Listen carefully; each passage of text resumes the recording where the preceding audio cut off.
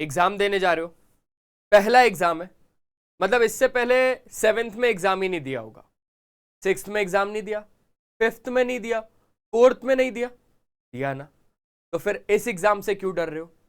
बाकी सब एग्जाम की तरह ये एग्जाम भी बहुत ज्यादा इजी है। तो सर कुछ ऐसी टिप्स दे दीजिए जिससे मेरा एग्जाम बहुत ज्यादा अच्छा जाए। तो आ जाओ फिर, जैसा कि आप लोगों को पता ही, और अगर नहीं पता तो मैं आपको बता देता हूं कि आप नेक्स्ट टॉपर जूनियर के चैनल पे खड़े हुए हो, यहां पर आप लोगों को पूरा का पूरा सपोर्ट मिलेगा एग्जाम तक, ठीक है, और एग्जाम के बाद भी मिलेगा, ऐसी बात नहीं है। सबसे पहले भाई क्या करना चाहिए सर ऐसा जिससे मेरे मार्क्स बहुत ज्यादा अच्छे आए? मैं सर देर रात तक पढ़ता हूं, क्या मैं एग्जाम टाइम पे जाऊं, वहां पर क्वेश्चन अटेम्प्ट करूं, कौन सा क्वेश्चन पहले करना है, कहां से पेपर को शुरू करना है, तो वो सारी की सारी बातें आज हम इस वीडियो के अंदर करने वाले।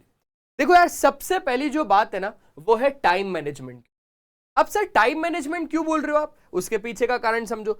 आप लोगों ने भी देखा होगा कि किसी पर्टिकुलर क्वेश्चन में आप अगर उलझ गए, वो क्वेश्चन अगर 2 मार्क्स का है, आपने उसमें 10 मिनट गवा दिए, ऐसा हुआ होगा ना कि 2 मार्क्स का क्वेश्चन में हमने 10 मिनट वहां पर गवा दिए। तो ये बात सच सही है या फिर गलत है? सर ये बात मेरे हिसाब से तो सही है, क्योंकि मैंने अगर 2 मार्क्स 10 मिनट में लगाए तो सर मैंने वो क्वेश्चन बना तो लिया ना, लेकिन वो गलत है। गलत क्यों है? क्योंकि आपने 10 मिनट अपने बर्बाद कर दिए इस छोटे से 2 मार्क्स के क्वेश्चन के लिए। करना क्या है सर? करना है आपको कि ज्यादा मार्क्स वाले क्वेश्चन पे ज्यादा टाइम देना है, कम मार्क्स वाले क्वेश्चन पे कम टाइम देना है। समझ में आया? और एक बात जो बहुत ज्यादा इंपॉर्टेंट है कि आखिरी के 15 मिनट हमेशा ध्यान रखना कि हमें चेकिंग के ऊपर देना है। आखिरी के 15 मिनट हमें चेकिंग के ऊपर देना है। अगर हमने चेक नहीं किया तो लास्ट में सिली मिस्टेक्स के कारण कुछ ना कुछ के वजह से हमारे मार्क्स पेपर में कट जाएंगे, ठीक है। अब दूसरे पे आते हैं जो कि है प्रेजेंटेशन ऑफ पेपर। भाई बहुत सारी चीजें होती है, बहुत सारी चीजें होती है। अगर मैं मैथ्स के पर्सपेक्टिव से बात करूं ना, तो आपको एक बात ध्यान रखना है कि अगर स्टेप्स नहीं लिखोगे तो मार्क्स नहीं मिलेंगे, स्टेप्स लिखोगे तो मार्क्स मिलेंगे। सबसे पहली बात, कोई भी आंसर को अगर आप प्रेजेंट कर रहे हो, फिर वो चाहे मैथ्स का हो, साइंस का हो, एसएसटी का हो, इंग्लिश का हो, हिंदी का हो, किसी भी पर्टिकुलर सब्जेक्ट का, सबसे पहले आपको उसकी हेडिंग लिखनी है यार। हेडिंग लिखने के बाद फिर कीवर्ड्स में आप उनको समझाने की कोशिश करो, पॉइंटर्स बनाओ। और एक बात और ध्यान रखना, साइंस में बहुत ज्यादा देखने को मिलेगा, कोई भी डायग्राम अगर आप बना रहे हो ना, उसको पेंसिल से बनाओ। कोई भी डायग्राम हो उसको पेंसिल से बनाओ, उसकी लेबलिंग तक आप लोगों को पेंसिल से करना है, ठीक है। जितना ज्यादा आपका नीट पेपर होगा ना, उतने ज्यादा एक्स्ट्रा इंप्रेशंस वहां पर पड़ेंगे और उससे हमारा बेटर स्कोर होगा ही होगा। तीसरी बात, जितनी बहुत ज्यादा कॉपी मैं देखता हूं ना बच्चों की, तो उधर बहुत सारी सिली मिस्टेक्स होती है, जिसमें कि सिली मिस्टेक्स के कारण आप लोगों के मार्क्स कट जाते हैं। तो एंड के 15 मिनट हम लोगों ने इसलिए दिए कि ताकि हम लोग सिली मिस्टेक को चेक कर पाए। सबसे पहला कि सर बहुत सारी चीजें होती है, सर कहीं ना कहीं मेरे मार्क्स प्लस माइनस के चक्कर में कट जाते हैं, प्लस माइनस का बीच में गड़बड़ हुआ, पूरा क्वेश्चन गड़बड़ हो गया, क्वेश्चन के मार्क्स कट गए वहां पर। दूसरा, सर लास्ट में आंसर तो आ गया सर, बिल्कुल करेक्ट आंसर था, लेकिन मैम ने फिर भी मार्क्स नहीं दिया। हाँ क्यों देंगी? क्योंकि वहां पर यूनिट्स लिखना भूल गए ना। तीसरा, सर क्वेश्चन नंबर ही गलत लिख दिया, सर 4th वाला अटेम्प्ट करने गया था, यहां पर 2nd वाले का आंसर लिख दिया। मेरे को लगा सर 2nd क्वेश्चन, इसलिए 2nd वाला मैंने यहां पर लिख दिया, क्वेश्चन नंबर 2 डाल के क्वेश्चन नंबर 4 को सॉल्व कर दिया। तो चेक कौन सा होगा? क्वेश्चन नंबर 2 होगा ना ऑब्वियसली।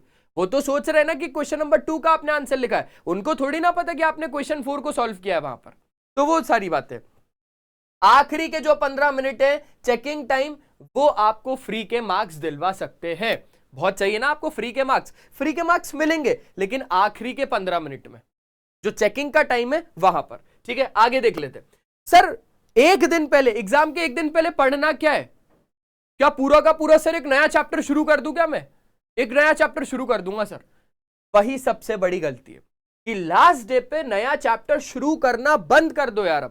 अब हमें शुरू नहीं करना है। तो सर क्या करना है? बेटा देख, जितना भी मैथ्स पढ़ना था पढ़ लिया, जितना भी साइंस पढ़ना था पढ़ लिया, जितना भी इंग्लिश पढ़ना था पढ़ लिया, एसएसटी हिंदी जो पढ़ना था पढ़ लिया। एग्जाम के एक दिन पहले अब मैं सिर्फ और सिर्फ फॉर्मूला को रिवाइज करूंगा। अब मैं साइंस में सिर्फ डेफिनेशंस को रिवाइज करूंगा जो इंपॉर्टेंट आ सकती है। एक दिन पहले बता रहा हूं, 2 दिन पहले तक पूरा रिवाइज करना है, सिर्फ और सिर्फ इंपॉर्टेंट क्वेश्चंस को रिवाइज करना है, ठीक है। और एक बात जो बहुत ज्यादा इंपॉर्टेंट है कि देर रात तक बिल्कुल भी मत जागना। जितना फ्रेश माइंड रहेगा ना, सुबह उठ के पढ़ लेना, जितना फ्रेश माइंड रहेगा ना, उतना ज्यादा अच्छा पेपर में प्रेजेंटेशन रहेगा। बात को बहुत अच्छे तरीके से ध्यान रखना। और दूसरा और सबसे आखिरी, मतलब पांचवा और सबसे आखिरी है आपका अटेम्प्टिंग स्ट्रैटेजी। सर क्या पेपर को पीछे से शुरू कर लूं, ज्यादा मार्क्स वाला पहले कर लूंगा। सर क्या पेपर को आगे से शुरू कर लूं, कम मार्क्स वाले जल्दी जल्दी होते जाएंगे, तब एंड में ज्यादा के लिए मार्क्स, ज्यादा मार्क्स वाले क्वेश्चंस के लिए टाइम मिल जाएगा। नहीं, ना पेपर को सीधा शुरू करेंगे ना पेपर को उल्टा शुरू करेंगे। तो फिर सर क्या करेंगे, बेटा जो सबसे पहले आ रहा है ना वो सबसे पहले कर लेना। क्योंकि अगर मैं वहां पर श्योर हूं, अगर मैं 100% श्योर हूं कि ये क्वेश्चन अगर मैं बनाऊंगा मेरा बिल्कुल सही जाएगा, तो पक्का वो क्वेश्चन को आप सबसे पहले अटेम्प्ट करना, सबसे पहले, ताकि हमारे पास जो क्वेश्चन में हमें डाउट्स है, जो क्वेश्चन में हमें लग रहा है कि यार थोड़ा सोचना पड़ेगा, उन क्वेश्चन को एंड के लिए रखो।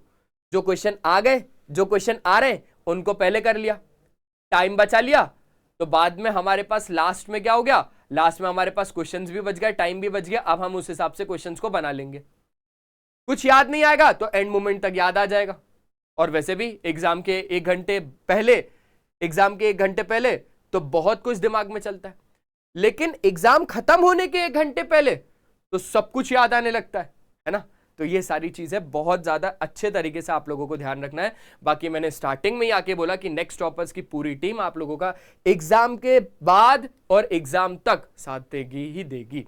तो बस मिलता हूं मैं आप लोगों से नेक्स्ट वीडियो में, तब तक के लिए bye bye, thank you so much. और हाँ, एक बात जो मैं हमेशा बोलना चाहता हूं कि यार ये पहला एग्जाम नहीं है, इससे पहले आप लोगों ने बहुत एग्जाम्स दिए, आई नो, और ये एग्जाम भी बहुत ज्यादा अच्छा जाएगा। तो सबसे पहले आप लोगों को डरना नहीं है। All the very best, thank you so much and congratulations कि आप लोगों को बहुत अच्छे मार्क्स मिल गए, मैं तो ये सोच रहा हूं। Thank you so much, bye bye.